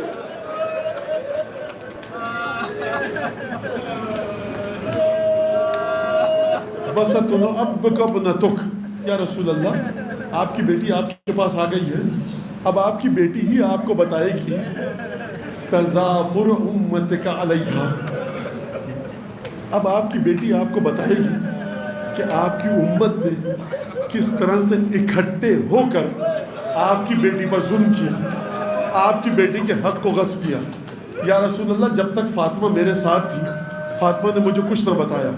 اب جملہ سنیے جناب امیر المومنین کا, فَأَحْفِحَ السُّؤَالِ وَاسْتَخْبِرْ الْحَالِ فَكَمْ مِنْ غَلِيلٍ مُبْتَلِجٍ لَمْ تَجِدْ إِلَى بَثِّهَا سَبِيلًا. یا رسول اللہ علی یا رسول اللہ فاطمہ آپ کے پاس آ چکی ہے, اب آپ پوچھئے گا فاطمہ سے. میں یہ نہیں فرمایا, فرمایا یا رسول اللہ خوب قرید کر پوچھئے گا, اصرار کر کے پوچھئے گا. فاطمہ آپ کو اتنی آسانی سے نہیں بتائیں گی. فَكَمْ مِنْ غَلِيلٍ مُبْتَلِجٍ لَمْ تَجِدْ إِلَى بَثِّهَا سَبِيلًا. فاطمہ کے دل میں کتنے ہی غم ایسے تھے, لفظ پر غور کیجئے امیر المومنین کے, فاطمہ کے دل میں کتنے غم ایسے تھے جن کی وجہ سے فاطمہ کا کلیجہ کھول رہا تھا. فاطمہ کو کوئی مل نہ سکا کہ جس کو فاطمہ اپنا غم بتاتی. یا رسول اللہ اپنا غم فاطمہ سے پوچھئے گا. میں کہوں گا یا علی فاطمہ کو آپ نے سپرد خاک کر دیا, فاطمہ کو آپ نے رسول خدا کے پاس بھیج دیا. اب ان بچوں کے پاس آئیے, کوئی نہیں جو اب ان بچوں کی مدد کرے گا, کوئی نہیں جو اب ان بچوں کو تسلی دے گا. میں کہوں گا یا علی آپ نے فرمایا کہ کوئی نہیں جو اب علی کے غم کا مداوع کر سکے, لیکن آئیے گا 11 محرم کو یہاں پر بنو ہاشم کے جوان آئیں گے, بنو ہاشم کی خواتین آئیں گی. کوئی خاتون آ کر زینب کو کلیجے سے لگائے گی, کوئی حسن حسین کو بنو ہاشم کے لوگ آ کر بیٹھیں گے. لیکن اس وقت کیا ہوگا جب جناب زینب اکیلے مقتل سے کوفے کی طرف جائیں گی, کوئی مدد کرنے والا نہیں ہوگا. اللهم كن لوليك الحجة بن الحسن صلواتك عليه وعلى آبائه في هذه الساعة وفي كل ساعة وليا وحافظا وقائدا وناصرا ودليلا معينا حتى تسكنه أرضك طوعا وتمتعه فيها طويلا. پالنے والے بانیان سے, حاضرین سے, تمام لوگ جنہوں نے جس طرح سے بھی حصہ لیا, اس امام باڑے کی مینجمنٹ سے, انتظامیہ سے, اس مجلس کو حضرت حجت کی بارگاہ میں عائد و واصل فرما. مولا کی بارگاہ میں اس مجلس کو شرف قبولیت سے نواز دے. مولا کے دل سے دکھ کو دور فرما, خوشی عطا فرما. جن جن لوگوں نے جو مجھ سے آپ سے دعا کی درخواست کی ان سب کی دعاؤں کو سیدہ کے حق کو پورا فرما. پروردگار امام کے انصار اعوان میں شامل فرما, امام کے ظہور میں تاجیل فرما. دعاؤں کی قبولیت کی بلند آواز سے درود دی.